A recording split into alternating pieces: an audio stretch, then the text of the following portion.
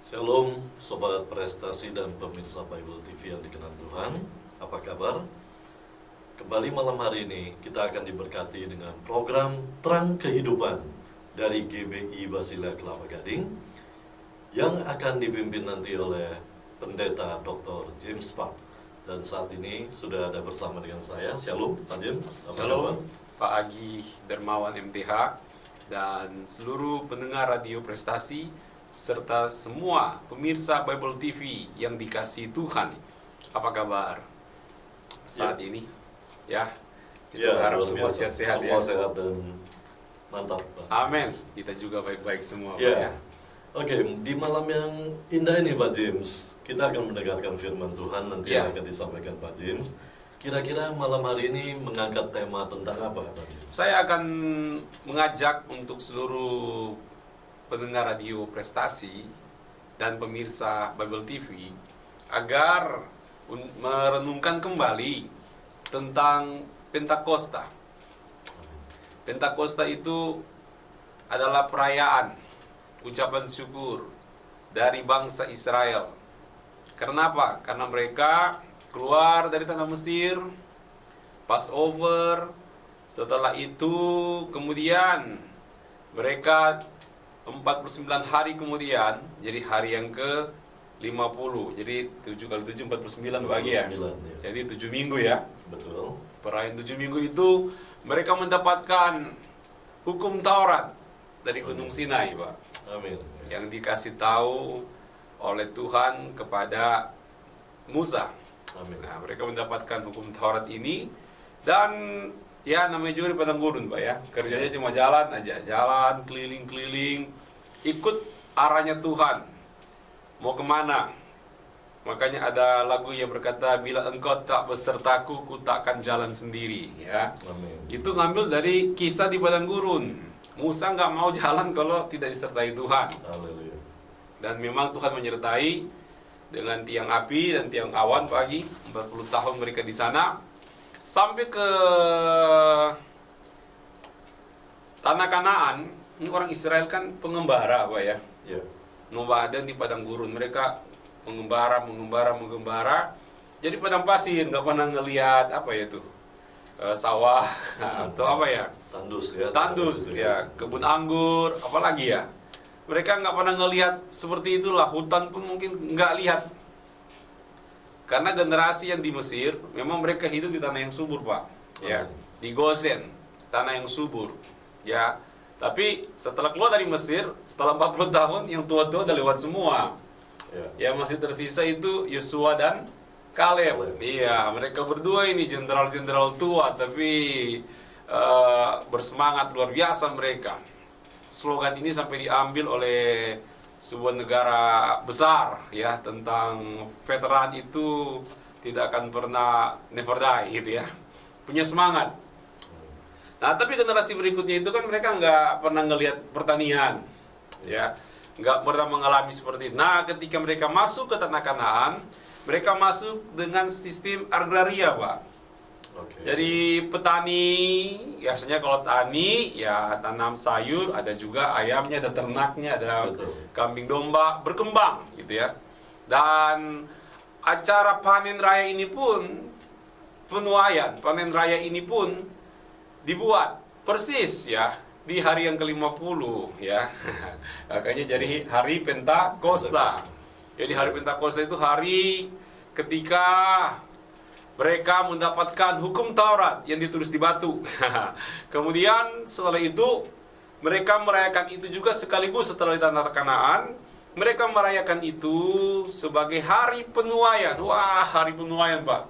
Ya. Gembira sekali, sukacita. Nah, itu hari mengucap syukur, ya. Hari mengucap syukur karena hasil panen. Hasil panen yang mereka mengucap syukur.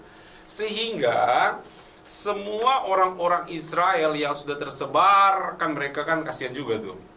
Ya pagi, ya di masa Raja Yoyakin, kemudian kerajaan selatan itu akhirnya jatuh di tangan Babilonia, kemudian mereka dibuang. Tersebarlah mereka. Sebagian kembali dipimpin oleh Serubabel. Serubabel itu bupati, Pak, bupati Yehuda. di Oke, daerah Yudea di itu. daerah Yudea. Ya, Yudea.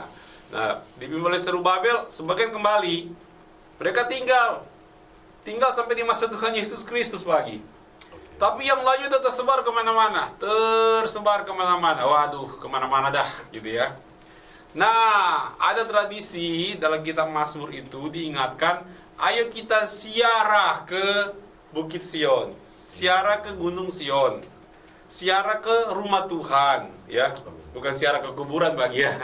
Ya. Ziarah ke Bukit Sion, ziarah ke rumah Tuhan. Makanya ada kebiasaan dari orang-orang Israel di seluruh dunia, ketika ada hari Pentakosta, hari di mana mereka juga sedang merayakan hukum Taurat yang mereka terima sebagai harus mereka ikut teladani, ikutin hukum Taurat itu, juga hasil panen.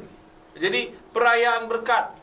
Maka orang-orang Yahudi seluruh dunia pagi, mereka tuh kumpul, datang ke Yerusalem untuk merayakan hari Pentakosta ini. Membawa persembahan. Ya, sambil bawa persembahan ke rumah Tuhan, mengucap syukur. Ya. Dan itu kan, bayangin Pak, kalau dari Yaman ya, dari Ethiopia, dari Qatar, gitu Abu Dhabi, ada yang dari Kapadokia, yang saya sebutkan tadi tuh, kayak Abu Dhabi apa semua dari Arab ya. Oke. Kapadokia, dari zaman sekarang itu ya kita kenal Pak yang Turki ya, Turki, Asia Tengah. Ya. Sampai orang Roma Pak. Orang Alexandria tuh Pak, Mesir ya, Mesir ya. Dari Mesir ya, Egypt. Nah, mereka kumpul semua. Itu jalannya jauh Pak, ya. Nggak seperti sekarang ini kalau kayak dulu. Ya, tinggal pakai Iya betul. kendaraan. Pagi pernah Jakarta Surabaya lama Pak ya. Sekarang tinggal 10 jam nyampe paling lama Pak. Betul. Iya, jadi lebih cepat. Nah dulu, waduh, pakai unta kan terkeledai. Iya. Jadi makan waktu yang lama, butuh pengawal, butuh ajudan. Jadi yang datang juga ya pagi, yang datang dari Alexandria, dari Afrika, yang datang dari barat, dari Roma, yang datang dari Kapadokia, dari Asia Tengah ini, itu pasti orang-orang yang sukses juga sih Pak. Ya. Ya, kalau enggak bagaimana? Kagak ada modal Pak ya. Betul. Nggak ada modal untuk datang ke sana. Nah, jadi mereka pada kumpul merayakan, ya. Mereka merayakan dan pasti juga orang-orang, maksudnya sukses dalam penting ya. Ya. Kalau mereka suka dagang ya, Betul. dagang, jualan dan sebagainya, otomatis juga kalau dagangnya bagus, pendidikannya juga, wawasannya luas juga Pak. Ya. Jadi termasuk orang-orang terpandang juga di daerah-daerah sekeliling negara-negara sekitar wilayah kekuasaan Romawi, di dalam wilayah yang telah dipengaruhi oleh budaya Yunani Helenisme itu Pak. Oke. Nah, maka mereka datang ke sana, mereka datang ke Yerusalem untuk merayakan hari Pentakosta. Pentakosta, ya. Itu kan perayaan terima hukum Taurat. Betul. Ya, sebagai mereka harus ikut dan juga ucap syukur panen rezeki tiap tahun mereka rayakan. Ya, nggak tahunya di Yerusalem itu Pak, di hari Pentakosta itu di Kisah pasal 2 terjadi pencurahan Roh Kudus juga. Nah ini akan kita bahas pagi, ya. Kita akan simak bersama-sama. Kira-kira demikian pagi. Ya, thank you Pak James. Ya, Ya, Sobat Prestasi dan pemirsa Bible TV, kita dengar tadi prolog dari Pak James, sungguh luar biasa, dan kita jadi tahu historical dari perjalanan bangsa Mesir. Maksud saya bangsa Israel Dari Mesir ya, dari maksudnya, ya. keluar dari Iya, Mesir itu, betul. ya. Dan ini menarik sekali, dan perayaan-perayaan yang tadi disebutkan juga penerimaan hukum Taurat, dan yang terakhir ini yang terakhir disebutkan adalah pencurahan Roh Kudus. Nah ini yang kita akan fokuskan malam hari ini Ya, Pak, begitu Pak Agi. Baik, Sobat Prestasi, kita akan segera dengarkan firman Tuhan. Namun sebelum itu, mari kita satukan hati. Saya ajak kita semua untuk berdoa. Bapa di dalam kerajaan surga, kami sungguh mengucap syukur untuk semua kebaikan Tuhan di dalam hidup kami. Jika kami masih ada pada saat ini Tuhan, kami masih dapat menghirup udara segar yang Kau berikan, dan Kau masih menganugerahkan kami kehidupan ini. Semua ini adalah kebaikan-Mu terhadap diri kami. Kami percaya ada rencana besar yang Tuhan ingin kami kerjakan untuk memuliakan nama Tuhan. Untuk itulah kami butuh firman Tuhan sebagai penuntun buat kami. Terima kasih Tuhan untuk kesempatan yang Kau berikan kepada kami pada malam hari ini untuk mendengarkan firman-Mu, merenungkan firman-Mu, juga nantinya mempraktekkan firman-Mu. Haleluya. Kau urapi Tuhan hamba-Mu yang akan menyampaikan firman, yaitu Pak Pendeta Dr. James Park. Kiranya Kau pimpin dia dan Kau berikan hikmat untuk menyampaikan firman Tuhan, sehingga semua kami yang mendengarkannya terberkati. Yes. Terima kasih Tuhan. Saat ini kami siap menerima firman-Mu. Di dalam nama Tuhan Yesus kami berdoa. Amin. Amin. Baik, Sobat Prestasi dan pemirsa Bible TV, sambil firman Tuhan ini disampaikan, jika Anda punya pertanyaan, atau mungkin Anda punya pergumulan, Anda ingin support dalam doa, Anda dapat mengirimkan WA ke nomor 0817 197453. Saya ulangi sekali lagi, 0817 197453. Baik, kita akan segera dengarkan firman Tuhan, dan waktu saya persilakan Pak James. Sekarang juga udah pakai IG, Pak. Oh, oke. Instagram, silakan Pak James. James.Palk. Oke. Ya. IG-nya Palk. James.Palk ya. Silakan. Baik, kita kan suka dengar pagi ya, hukum Taurat itu 5 kitab. Dan Siap. sering kita sebut sebagai Pentateuch. Betul. Penta kan 5 ya. Ya, 5 kitab, Pentagon. Nah, Pentagon itu kan segi 5, Pak ya. betul. Jadi kalau Pentakos itu 50 ya, hari yang ke 50 gitu ya. Pentatonik berarti yang nyanyi 5 orang, Pak. Ya. Iya kan? Kata penta Ah, itu iya. ya. Penta itu artinya 5 ya. Pagi tahu ya? Solo, duet, trio, kuartet, Quartet dan penta dan choir lah ya. Ya, baik Bapak Ibu yang dikasihi oleh Tuhan Yesus Kristus, kita akan belajar kebenaran firman Tuhan ini. Kita mau belajar dulu bersama-sama dari Mazmur 104 ayat yang ke-30. Mazmur 104 ayat yang ke-30 ya Pak Agi. ya. Silakan Pak. Baik, demikian firman Tuhan. Apabila Engkau mengirim roh-Mu, mereka tercipta, dan Engkau membaharui muka bumi. Puji Tuhan. Jadi firman Tuhan mengingatkan kepada kita bahwa ketika roh Tuhan dikirimkan oleh Bapa di sorga, ketika Roh Kudus itu dicurahkan, tujuannya untuk apa? Supaya untuk membaharui muka bumi pagi. Membaharui muka bumi. Ya, renewing. Jadi Roh Kudus dicurahkan untuk memperbaharui keadaan di muka bumi ini. Jadi tidak kebetulan saat ini kita lagi bergumul dengan pandemi virus corona ya, COVID-19, coronavirus disease 2019, Pak ya. Ya. Pas juga tiada suasana perayaan Pentakosta, pencurahan Roh Kudus. Roh Kudus dicurahkan untuk melakukan pembaharuan dari muka bumi ini.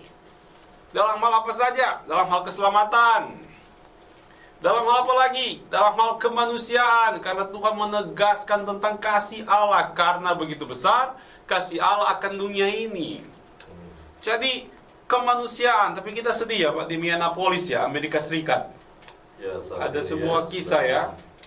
Ada suatu tindakan yang rasial, muncul unjuk rasa rasial, maksudnya seperti itu. Ya, Ya, itu pergolakan 40 kota di Amerika pagi saat ini. yang melakukan jam malam. Kita berdoa supaya sara-sara seperti itu semestinya sudah harus berhenti. Ketika kita merayakan, memperingati hari Pentakosta, jadi harus ada pembaharuan, termasuk hubungan kemanusiaan satu sama yang lain. Dan hari ini ya, tanggal ini kan kita Indonesia, dasar negara kita adalah Pancasila. Dan kita merayakannya setiap 1 Juni. Kalau khusus 1 Juni 2020, memang ada physical distancing ya Pak Agi. Ya, jadi upacaranya juga kita jauh. Pak Agi mesti ingatkan 5 dasar Pancasila. Ketuhanan yang Maha Esa, kemanusiaan yang adil beradab, persatuan Indonesia, kerakyatan yang dipimpin oleh hikmat dan kebijaksanaan dalam permusyawaratan perwakilan. Dan yang terakhir, Pak Agi, keadilan sosial bagi seluruh rakyat Indonesia. Yes, itu dasar ya. Pendeta mesti hafal, apalagi penulis ya. 5. Dasar negara kita yang harus kita junjung tinggi. Semua-muanya ini memang tidak ada satupun pasal yang ada dalam dasar Pancasila ini yang tidak didukung oleh Alkitab. Semuanya didukung oleh kebenaran Alkitab. Pasal 1, pasal 2, pasal 3, pasal 4, pasal 5 dari dasar negara kita cocok dengan Alkitab. Jadi sangat matching. Alkitab ejawantanya yaitu Pancasila. Nilai-nilainya kita lakukan. Salah satunya itu pembaharuan sosial. Kemanusiaan harus ditegakkan. Jangan sampai situasi SARA seperti ini ya dibiarkan terus berkembang. SARA apa itu Pak? Suku, agama, ras, antar golongan. Nggak boleh dikembangkan, nggak boleh. Tidak boleh ada lagi yang seperti itu. Jangan ada perbedaan-perbedaan lagi. Kita sederajat. Kalau peribahasa Indonesia bagus Pak ya. Duduk sama tinggi, berdiri sama rendah. Atau gimana Pak? Jadi berdiri sama tinggi, duduk sama rendah. Di depan hukum kita itu punya hak dan kewajiban yang sama. Nggak dibeda-bedain mau punya jabatan atau nggak punya jabatan selama dia warga negara Indonesia sama di mata hukum. Ini Indonesia hebat. Dasar-dasar negara kita luar biasa, sila-sila itu. Ya, pilar-pilar negara kita tuh Pancasila, Undang-Undang 45 itu luar biasa. Sangat luar biasa. Dan ini terus harus kita lestarikan sebagai bentuk bahwa di dalam diri kita telah menikmati pencurahan Roh Kudus. Sehingga kita menegakkan hidup ini untuk menyembah Tuhan. Sila pertama, ketuhanan yang Maha Esa. Kita harus berperi kemanusiaan yang adil dan beradab. Kita harus menciptakan persatuan tanpa membedakan agama apa, nggak boleh, suku apa, nggak boleh, jangan beda-bedain. Satu kesatuan, sama-sama bangsa Indonesia, rakyat Indonesia. Dan kita kerakyatan dipimpin oleh hikmat kebijaksanaan dalam permusyawaratan perwakilan. Jadi musyawarah mufakat. Jangan dikit-dikit nuntutlah, nggak perlu lah, bicara dulu. Bicara, mediasi, cari titik akurnya di mana dengan mengutamakan kepentingan umum. Itu Alkitabiah cocok karena kita hidup ini untuk jadi berkat buat orang lain. Nah, gimana kalau kita mau jadi berkat dikit-dikit nuntut, aduh, itu bukan jadi berkat ya Pak ya. Kalau bahasa Manado bilang jadi hangi, jadi penghalang, begitu. Repot ya. Jadi nggak boleh. Dan keadilan sosial bagi seluruh rakyat Indonesia. Kita harus bersikap adil ya. Bagi seluruh, bukan satu suku, tapi bagi seluruh. Dan ini Pancasila ini cocok sekali. Dan mestinya kita yang anak-anak Tuhan harus menegakkan Pancasila. Karena sejalan dengan iman kita. Karena Roh Kudus dalam diri kita ada untuk melakukan apa? Pemulihan, membaharui muka bumi. Kita percaya Indonesia ini akan mengalami pembaharuan, pemulihan, pertolongan dari Tuhan. Bahkan jadi bangsa yang lebih kuat, lebih teguh, dan lebih diberkati, lebih bersatu, lebih sejahtera. Kenapa? Karena Roh Allah bekerja di Indonesia, memperbaharui Indonesia yang kita cintai ini. Kita percaya yang seperti itu. Kita merdeka tahun 1945 Pak ya. Terus ini sudah 2020, itu berapa tahun itu Pak ya? Ya mesti dihitung dulu ini. Udah berapa tahun kira-kira itu? Itu lumayan 75 ya Pak ya. 75 Pak ya. Wah, Pak Agi hebat matematikanya. Karena dulu memang jurusan akuntansi. Saya mesti cakar-cakar dulu Pak ya. Ya 75 tahun. Nah, saudaraku, kita bersyukur 75 tahun negara kita dalam kemurahan Tuhan terus bergerak. Harus optimis, negara kita ini akan selalu diperbaharui oleh Tuhan. Amin. New normal akan lebih baik dan lebih kuat. Harus optimis. Kenapa? Karena bukan kuat dan gagah kita, tapi karena Roh Kudus bekerja, tercurah bagi bangsa kita untuk memperbaharui bangsa kita menjadi bangsa yang lebih baik lagi. Kalau semua anak-anak Tuhan berperan seperti yang diinginkan oleh Roh Kudus, seperti kita baca tadi dalam Mazmur 104 ayat 30, bahwa Roh Kudus dicurahkan untuk membaharui muka bumi, kita ambil bagian di dalamnya. Wah, nggak usah jauh-jauh lah. Muka bumi, ya Alaska tuh muka bumi juga, bukan belakang bumi ya Pak Egi. Arktika, Antartika.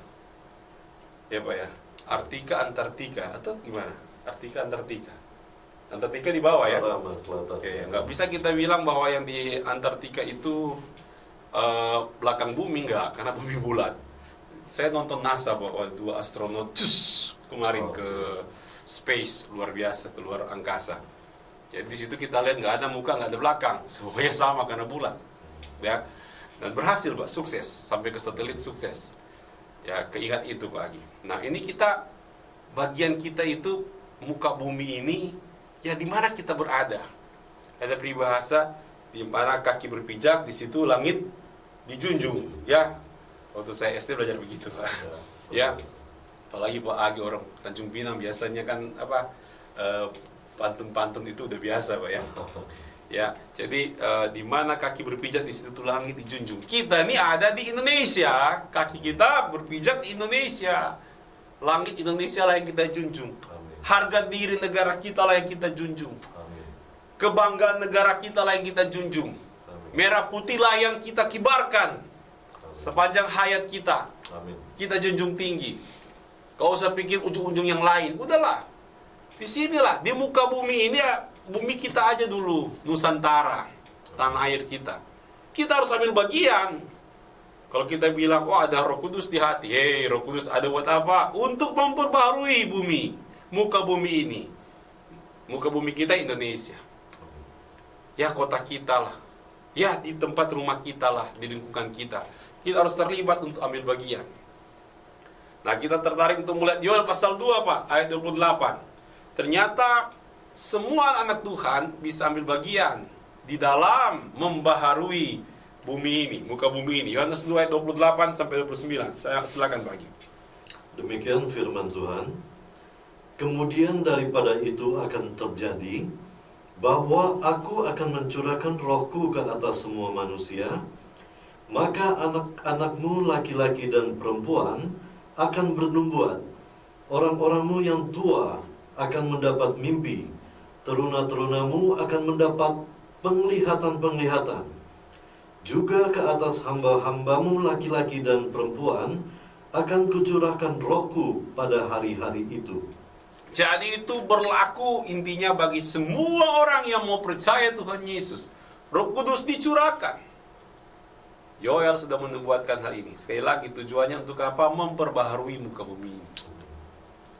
Dan di dalam Kisah Rasul 1 ayat 8, ya, mereka dibilang tunggu di Yerusalem karena mereka akan menerima kuasa untuk menjadi saksi Kristus.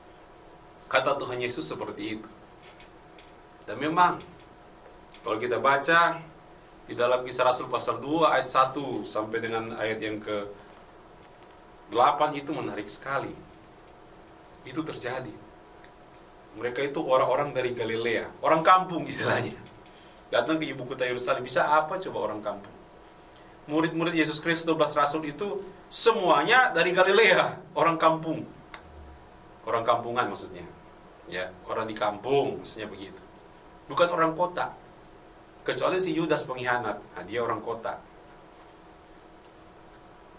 Selain Yudas, semuanya dari Galilea. Tapi mereka dipakai Tuhan menggenapi kitab Yoel ini. Sebelumnya dalam Matius 16 ayat yang ke-18, Tuhan sudah bicara kepada Petrus. Petrus ini orang Galilea. Tuhan sudah bicara kepada dia. Silakan Pak Agi. Ya, demikian firman Tuhan, Matius 16 ayat yang ke-18. Dan aku pun berkata kepadamu, engkau adalah Petrus, dan di atas batu karang ini aku akan mendirikan jemaatku, dan alam maut tidak akan menguasainya. Jadi Petra, itu batu karang kecil. Kalau Tuhan Yesus itu batu karang yang teguh, ya. Petrus itu Petra, batu karang yang kecil. Di atas Petrus ini, artinya Tuhan mau pakai Petrus. Untuk apa? Firman Tuhan berkata, aku akan mendirikan jemaatku. Artinya, Tuhan akan mendirikan gerejanya. Ini kalau bahasa akan sudah terjadi apa belum, Pak Agi? Belum, Pak. Belum terjadi ya? Masih nunggu. Belum terjadi ya? Iya. Iya, betul ya, nggak salah ya. Enggak, Pak. Akan sama sudah beda, Pak ya. Ya, Kalau sudah berarti sudah terjadi. sudah terjadi, Ya. sudah tergenapi. Kalau akan belum ya. Betul. Tapi karena Tuhan yang bicara pasti terjadi ya. Amin. Pasti. Tapi belum terjadi. Amin. Belum terjadi. Kapan ini terjadi? Ketika si Petra ini, batu karang kecil ini dipakai Tuhan, ketika dia mengalami pencurahan Roh Kudus, dia dipakai Tuhan, dia berkhotbah, 3.000 orang bertobat, menerima Yesus sebagai Tuhan dan Juru Selamat yang hidup, maka disitulah akan mendirikan jemaatku terjadi. Amin. Sehingga pagi Pentakosta itu sama dengan Happy Birthday, hari jadi gereja, hari ulang tahun gereja. Amin. Seperti itu pagi. Jadi kan Pentakosta tadi, ketika mereka keluar dari Mesir, pasca, kemudian menerima hukum Taurat, firman Tuhan, perjanjian hukum Taurat. Yang kedua, merayakan panen, Pak ya, Ya, ucapan panen. syukur. Dan yang ketiga, ini yang terbaru, yang terkini, yang terbaru pagi ya. Oke. Ya, di hari Pentakosta itulah gereja didirikan, dilahirkan, yang kita sebut sebagai hari jadinya gereja. Adalah di hari Pentakosta. Di Kisah Rasul pasal 2 ayat 1 sampai dengan ayat yang ke-8 ini. Ini hari jadinya gereja. Kisah para Rasul pasal 2 ini menggenapi Matius 16 ayat 18. Ketika Tuhan Yesus berkata, Petrus, Tuhan mau pakai kamu, dan aku, Tuhan akan mendirikan jemaatnya. Tuhan Yesus akan mendirikan gerejanya, akan. Gak lama kemudian terjadi di hari Pentakosta. Jadi ya pagi ya, Ya. pagi kapan ulang tahunnya? Gak lupa ya. Ya. Kalau kita ulang tahun gereja kapan? Ya, jangan lupa juga di hari Pentakosta. Jemaat mula-mulanya adalah 3.000. Setelah itu jadi 5.000. Berkembang terus loh Pak, luar biasa. Terus dan terus dan terus sampai di kitab Wahyu kalau kita lihat, khususnya Kisah Para Rasul, Injil disebarkan, mereka kan disuruh untuk memberitakan Injil dari Yerusalem, Yudea, Galilea, Samaria, sampai ke ujung bumi. Ujung bumi zamannya Petrus dan kawan-kawan itu bukan Papua. Ujung bumi zamannya Petrus dan kawan-kawan itu itulah tempat yang terjauh pada zaman itu. Tempat yang terjauh di zaman Petrus dan kawan-kawan pada masa itu adalah kota Roma. Dan Paulus memberitakan Injil sampai ke kota Roma. Buktinya apa? Paulus pernah menulis surat ke jemaat di kota Roma yang sering kita sebut kitab Roma setelah Kisah Para Rasul. Luar biasa bukan? Jadi misi is complete ya. Selesai. Di masa mereka misi sampai ke ujung bumi. Di abad pertama Injil tersebar sampai seluruh bumi. Tapi kan selalu muncul bangsa-bangsa yang baru. Selalu ya muncul bangsa-bangsa yang baru, bangsa-bangsa yang baru. Dan Tuhan sudah bilang dia mau datang kedua kali setelah Injil sudah sampaikan ke seluruh suku-suku bangsa. Kalau kita lihat muncul aja terus ada suku-suku bangsa yang baru, ya. Jadi tidak akan pernah berhenti ini sampai Injil sudah diberitakan ke seluruh, diberitakan secara proporsional, ya, bukan jadi orang Kristen supaya kaya, supaya sembuh, enggak. Proporsional yang alkitabiah sesuai firman Tuhan. Secara masif diberitakan. Nah, makanya penginjilan tuh masih berlaku sampai pada masa sekarang ini. Jadi ayo kita harus ambil bagian di dalamnya. Ya pagi, kita harus ambil bagian. Nah, kita akan lihat dulu Kisah Rasul pasal 2 ayat 1 sampai dengan ayat yang ke-8. Nanti Bapak Evangelis Agi Dermawan MTH akan baca buat kita semuanya. Silakan, Pak. Demikian firman Tuhan. Ketika tiba hari Pentakosta, semua orang percaya berkumpul di satu tempat. Tiba-tiba turunlah dari langit suatu bunyi seperti tiupan angin keras yang memenuhi seluruh rumah di mana mereka duduk. Dan tampaklah kepada mereka lidah-lidah seperti nyala api yang bertebaran dan hingga pada mereka masing-masing. Maka penuhlah mereka dengan Roh Kudus. Lalu mereka mulai berkata-kata dalam bahasa-bahasa lain, seperti yang diberikan oleh Roh itu kepada mereka untuk mengatakannya. Waktu itu di Yerusalem diam orang-orang Yahudi yang saleh dari segala bangsa di bawah kolong langit. Ketika turun bunyi itu, berkerumunlah orang banyak. Mereka bingung karena mereka masing-masing mendengar rasul-rasul itu berkata-kata dalam bahasa mereka sendiri. Mereka semua tercengang-cengang dan heran, lalu berkata, bukankah mereka semua yang berkata-kata itu orang Galilea? Bagaimana mungkin kita masing-masing mendengar mereka berkata-kata dalam bahasa kita sendiri, yaitu bahasa yang kita pakai di negeri asal kita? Ya, terima kasih Pak Agi. Ya, Pak Agi udah baca firman Tuhan ini ya. Kira-kira apa yang bisa Pak Agi sharingkan dari apa yang sudah dibacakan tadi? Ini ayat panjang sekali ya, lumayan bacanya. Sangat memberkati memang, puji Tuhan. Dan kami percaya firman Tuhan ini juga memberkati seluruh pendengar radio Prestasi dan pemirsa Bible TV. Dan Pak Agi akan mengupasnya bagi kita, ringkasan dari apa yang telah dibacakan tadi untuk menguatkan iman kita. Silakan Pak Agi. Ya, dari ayat yang pertama kita sudah tahu bahwa Tuhan memang menyuruh mereka menunggu di Yerusalem, Pak. Dan murid-murid dengan taat menunggu itu. Dan pada hari saat tibanya, waktunya tiba, Tuhan mencurahkan Roh Kudus. Betul. Nah, Roh Kudus itu turun berupa suatu dentuman yang sangat keras, kemudian berupa lidah-lidah api. Dan itu memang dialami oleh murid Kristus pada saat itu. Dan hal yang unik terjadi adalah seperti disebutkan di ayat yang kita dengarkan tadi, bahwa setelah lidah api itu menghinggapi mereka dan mereka dipenuhi oleh Roh Kudus, dan mereka mulai berkata-kata. Sampai-sampai orang-orang yang ada di situ semua menjadi heran, Pak James, ya. Dikatakan demikian. Artinya para murid ini orang-orang Galilea ya, Pak ya. Iya, betul Pak. Nah, tapi kok bisa mereka berkata-kata dalam bahasa yang lain? Bahasa yang lain itu yang seperti apa? Ya seperti yang Roh Kudus itu curahkan pada mereka. Jadi jelas di situ bukan satu bahasa. Iya, betul. Dan banyak orang yang hadir di situ memang dari berbagai kalangan. Betul.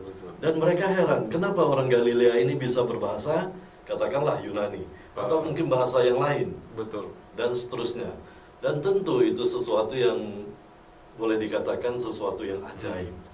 Dan tidak mungkin terjadi kalau misalnya hanya sekelompok orang Galilea yang tidak pernah bahasa lain, kemudian mereka berbahasa seperti itu. Betul. Nah, kalau yang saya dapatkan seperti itu, Pak James. Wah, luar biasa. Padahal di sana belum ada kursus kali ya mereka ya. Kan Iya. 3 tahun setengah mereka dari nelayan, ya, terus biasa ngurus perahu gitu ya, ngurus jalan. 3 tahun ikut Tuhan Yesus Kristus, bukan belajar bahasa mereka. Betul. Mereka belajar apa ya? Ya belajar firman Tuhan. Amin. Tapi mereka orang Galilea yang katanya tidak berpendidikan itu bisa berbicara dengan berbagai macam bahasa. Orang Galilea yang tanda petik cuma mutar-mutar Galilea Yerusalem, nggak pernah pergi ke Mesir, nggak pernah pergi ke Inggris, nggak pernah. Kalau mereka bilang Yesus pelayanan sampai di Inggris, itu nggak ada bukti-bukti yang akurat, hanya legenda-legenda aja gitu ya. Belum ada bukti yang kuat ya. Yesus apakah pernah sampai ke Inggris ya? Kita belum mendapatkan bukti-bukti teologis yang kuat. Mereka itu cuma mutar-mutar aja di situ Pak ya. Cuma di Galilea, Yerusalem, Samaria, itu aja. Nggak pernah ke Roma, nggak pernah ke Mesir, nggak pernah ke Turki, nggak pernah ke Arab. Tapi tiba-tiba mereka bisa bahasa Arab lagi. Ya, mereka bisa bahasa Yunani dengan baik dan benar. Mereka bisa bahasa Mesir, mereka bisa bahasa Kapadokia, Pak. Ya. Kalau mereka lagi memuji Allah pagi, pakai bahasa Arab. Allah bahasa Arab apa? Apa, Pak? Allah ya. Allah ya. Allah ya. Jadi pada waktu Roh Kudus memenuhi para rasul, dan ketika mereka berbicara dengan bahasa Arab, bahasa Kapadokia, memuji Tuhan. Kalau bahasa Arab mereka lagi memuji Tuhan, mereka panggil apa? Pasti yang mereka sebut Tuhan itu mereka sebut dengan kata Allah. Roh Kudus yang kasih loh di hati mereka pagi. Amin. Ya. Sah enggak kalau kita berkata Tuhan Allah? Sah, karena yang ngajarin Roh Kudus. Dengan cara Roh Kudus pakai murid-murid Yesus Kristus di kepenuhan Roh Kudus pakai bahasa Arab memuji Tuhan, memuji Allah. Jadi kalau saya bicara Tuhan Allah, itu sah, bukan menyembah berhala. Karena yang kasih contoh Roh Kudus kepada para rasul. Apakah kita lebih hebat dari para rasul? Nggak mungkin lah, gitu ya. Ya, nggak mungkin lah kita banding-bandingkan kayak gitu, nggak bisa. Nggak bisa. Yang ada adalah kita mencontohi bagaimana Roh Kudus bekerja kepada para rasul. Kita ambil contoh iman. Jadi kekristenan itu buat simpel-simpel aja bahagia. Jangan dibuat pusing-pusing. Aduh, yang sudah ada Alkitabiah jalanin aja. Jangan cari-cari yang nyentrik-nyentrik. Belum tentu benar Pak. Justru bikin kejepit seperti itu. Nah, ini Alkitabiah saja. Ya, berbahasa Roh Kudus yang taruh dalam bahasa-bahasa yang lain sesuai dengan orang-orang yang hadir pada saat itu dari bangsa-bangsa mereka tinggal, tapi mereka orang Yahudi. Ini orang saleh yang dengar. Kalau orang saleh yang dengar, pasti mereka juga itu simak dengan baik dan benar. Dan di sini kita lihat dari pagi bilang, pertama hari Pentakosta itu ada kejadian supranatural, ya Pak. Angin ribut yang keras, kejadian supranatural. Dan ada seperti lidah-lidah api yang turun. Waduh, itu kejadian supranatural. Itu peristiwa supranatural. Yang kedua adalah orang-orang ini dipakai dengan kemampuan supranatural. Luar biasa. Bukan hanya melihat kejadian, bukan hanya melihat peristiwa supranatural. Cuma bukan jadi penonton, Pak, bukan ya. Mereka bukan hanya jadi penonton para rasul ini. Mereka bukan hanya menonton, wih ada kejadian hebat, ada kejadian supranatural, bukan seperti itu. Tetapi mereka juga dipakai dengan kemampuan supranatural. Ya Pak ya? Dengan berbahasa lidah, glosalia, dengan bahasa-bahasa baru yang Roh Kudus taruh di lidah mereka, termasuk bahasa Mesir, bahasa Arab, bahasa Kapadokia, untuk memuji Tuhan Allah. Luar biasa. Dan yang paling penting adalah inti dari kegiatan kemampuan supranatural mereka adalah memuliakan Tuhan Yesus pagi. Memuliakan Tuhan Yesus. Dibuktikan oleh khotbah dari Petrus. Yang dia khotbahkan bukan tentang dirinya. Bukan asal-usul kampung dia dari Galilea, bukan. Bukan tentang pengalaman betapa dia merasa hebat berdampingan dengan Tuhan Yesus Kristus selama 3,5 tahun, bukan. Bukan tentang bagaimana dia melindungi murid-murid teman-teman yang lain, bukan. Bukan tentang bagaimana dia bisa mengaku Yesus sebagai Mesias, bukan. Bukan tentang diri dia yang disampaikan, tapi sentral poinnya, inti sarinya adalah tentang Yesus Kristus. Pusatnya adalah tentang memuliakan Tuhan, mengagungkan Yesus Kristus, menceritakan karya Tuhan Yesus yang besar dan ajaib, dan membawa dampak. 3.000 orang bertobat, 3.000 orang percaya Tuhan Yesus di abad 21 ini. jika Tuhan membangkitkan Petrus di abad 21, dipakai Tuhan untuk menyampaikan firman Tuhan, karena dia melihat kejadian supranatural, dia dipakai dengan kekuatan supranatural. Dia hanya untuk menceritakan, memuliakan Yesus Kristus saja dalam kegiatan kemampuan supranaturalnya, maka tidak ada yang mustahil. Bisa ada 3.000 orang yang bertobat sekali khotbah. Itulah pekerjaan Roh Kudus. Itulah baptisan Roh Kudus. Diperlengkapi, dipakaikan kuasa Roh Kudus. Di dalam Lukas 24 ayat 49 pagi. Dipakaikan kuasa Roh Kudus sehingga mereka bisa punya kemampuan. Makanya dalam Kisah Rasul 1 ayat 8, ya, Kisah Rasul 1 ayat 8 itu kalau Pak Agi bisa baca buat kita, ya, bagaimana ini perkataan Tuhan Yesus Kristus sangat penting Pak Agi, untuk kita simak bersama-sama. Dalam Kisah Rasul pasal 1 ayat yang ke-8, ya. Nanti Pak Agi akan baca buat kita. Kita lihat, ya, ini bicara supranatural, ini kita akan kaji. Roh Kudus itu adalah pribadi dengan kuasanya yang supranatural, menyertai, tinggal di dalam diri kita, sebagaimana dikatakan Yohanes pasal 14 ayat 16 dan 17. Pak Agi bisa baca di Kisah Rasul 1 ayat 8. Silakan Pak. Demikian firman Tuhan. Tetapi kamu akan menerima kuasa kalau Roh Kudus turun ke atas kamu, dan kamu akan menjadi saksiku di Yerusalem dan di seluruh Yudea dan Samaria dan sampai ke ujung bumi. Terima kasih Pak Agi. Sama-sama. Ya, kamu akan menerima kuasa. Bahasa Yunaninya, bahasa aslinya maksudnya dunamis. Itu artinya menerima kuasa dalam pengertian engkau mendapatkan kemampuan, engkau mendapatkan kekuatan, kemampuan ilahi dari Tuhan. Engkau mendapatkan kuasa yang membuat kita, saya sebutkan tadi, kita bisa melakukan, atau para murid bisa melakukan hal-hal yang supranatural, di luar dari kebiasaan manusiawi, karena mereka mendapatkan kekuatan ekstra dari sorga, kuasa dari Tuhan. Itu dikerjakan oleh apa? Oleh Roh Kudus yang dicurahkan kepada para murid-muridnya. Disitulah gereja punya ulang tahun berdiri. Ini luar biasa. Luar biasa. Jadi, ketika kita bicara tentang Pentakosta, kita bukan hanya bicara tentang hukum Taurat atau perjanjian Tuhan, bukan hanya bicara tentang panen, ucap syukur kepada Tuhan, bicara juga tentang hari lahirnya gereja, hari jadinya gereja. Dan di dalamnya juga kita lihat dalam peristiwa Pentakosta ini, kita melihat ada kejadian peristiwa supranatural, dan bagaimana orang-orang ini yang sederhana dipakai secara supranatural, dan mereka melakukan kegiatan supranatural ini hanya untuk memuliakan Tuhan Yesus Kristus, menceritakan karya Tuhan Yesus Kristus. Dahsyat dan luar biasa.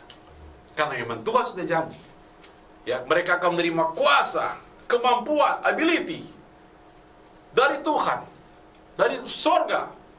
Tujuannya buat apa? Satu tujuan, untuk menjadi saksi Kristus. Mereka bisa penuh dengan karunia-karunia roh. Jadi saudaraku dalam kasih Tuhan Yesus, ketika kita berdoa minta pencurahan Roh Kudus, minta dibaptis oleh Roh Kudus, minta mengalami karunia-karunia Roh Kudus, berbahasa roh dan sebagainya, untuk apa semuanya itu? Apakah supaya hati senang, hati damai, hati sukacita, punya pengalaman-pengalaman yang baru, yang supranatural? Yang terutama adalah untuk Anda jadi saksi Kristus. Buat apa semuanya itu kalau tidak bukan untuk tujuan utama, yaitu menjadi saksi Kristus? Buat apa itu? Jangan lupa tujuan utamanya adalah untuk Anda jadi saksi Kristus. Anda berbahasa roh, Anda punya pengalaman-pengalaman yang baru tentang karunia Roh Kudus. Di dalam 1 Korintus 12 itu banyak tuh karunia Roh Kudus. Apakah engkau pakai sebagai saksi Kristus saja yang jadi utama, atau untuk show up? Wih, iya, saya punya karunia ini, hatiku puas. Jangan seperti itu. Untuk jadi saksi Kristus. Untuk membuat rohani kita bertumbuh, sehingga kita makin efektif jadi saksi Kristus. Jadi orang justru makin mengalami kepenuhan Roh Kudus, harus makin giat bersaksi tentang Tuhan Yesus. Itu yang benar. Bukan merasa punya kesaktian rohani sendiri, bukan. Tapi justru harus makin semangat untuk bersaksi.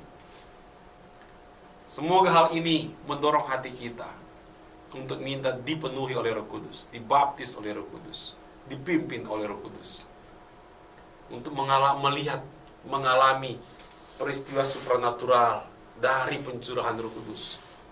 Untuk dipakai oleh Tuhan dengan kemampuan dari kuasa Roh Kudus. Dan intinya hanya untuk memuliakan Tuhan, menjadi saksi Kristus, membuat orang lain dapat menerima anugerah keselamatan. Tuhan Yesus memberkati. Baik, terima kasih Pastor James untuk firman Tuhan yang sudah disampaikan. Dan saya percaya kita semua sangat diberkati dengan firman Tuhan yang barusan kita dengar. Dan mari kita sama-sama bukan hanya menjadi pendengar, tetapi kita mau menjadi pelaku-pelaku firman. Jadi saksi Kristus dimanapun kita berada. Amin. Baik, Sobat Prestasi dan pemirsa Bible TV, waktu juga yang akan memisahkan kita malam hari ini. Dan kita akan segera tutup di dalam doa. Ya. Untuk itu saya persilakan kepada Pak James. Terima kasih Bapak Agi. Kita berdoa. Tuhan Yesus, terima kasih. Engkau baik Tuhan. Engkau mau diam permanen di hati kami karena kami anak-anak-Mu. Dan Engkau mau Tuhan agar kuasa Roh Kudus benar-benar aktif, nyata, terdemonstrasi dalam diri kami. Sehingga kami dipakai secara supranatural untuk bukan sombong-sombong, untuk menjadi saksi Kristus. Dengan kerendahan hati kami mohon Tuhan, pakai kami Tuhan sebagai saksi-Mu, karena itu tugas kami dan Engkau sudah memperlengkapi kami. Pakai semua pemirsa Radio Prestasi, pendengar Radio Prestasi, pemirsa Bible TV, pakai stasiun radio, stasiun televisi ini Tuhan. Pakai juga Tuhan Yesus partner pelayanan kami PT Haga Jaya Kemasindo Sarana. Pakai pemimpin bangsa kami Tuhan, Gubernur kami Bapak Anies Baswedan, Presiden kami Bapak Jokowi, dan seluruh pemerintahan sampai kepada aparatur desa RT RW Tuhan pakai untuk jadi berkat bagi banyak orang, untuk membuat bumi Indonesia terus diperbaharui oleh kuat kuasa Roh Kudus, oleh kuat kuasa Roh-Mu, sehingga Indonesia penuh dengan kemuliaan Tuhan. Mampukan bangsa kami Tuhan tetap optimis, percaya janji Tuhan, percaya campur tangan Tuhan, dan Indonesia lebih kuat. Setelah melewati pandemi ini, kami akan lebih kokoh lagi, karena Tuhan mampukan bangsa kami melewati pandemi Corona ini. Justru dengan pandemi Corona kami makin saling memperhatikan, saling berbagi, saling memberi, saling mengasihi, saling bersatu, saling menopang, dan nama-Mu Tuhan dimuliakan. Terima kasih Bapa, dalam nama Tuhan Yesus. Haleluya. Amin. Baik, Sobat Prestasi dan pemirsa Bible TV, terima kasih atas kesetiaan Anda mengikuti program Terang Kehidupan. Kita akan berjumpa kembali hari Senin depan pukul 9 sampai 10 malam. Selamat melanjutkan aktivitas Anda dan Tuhan Yesus memberkati. Shalom.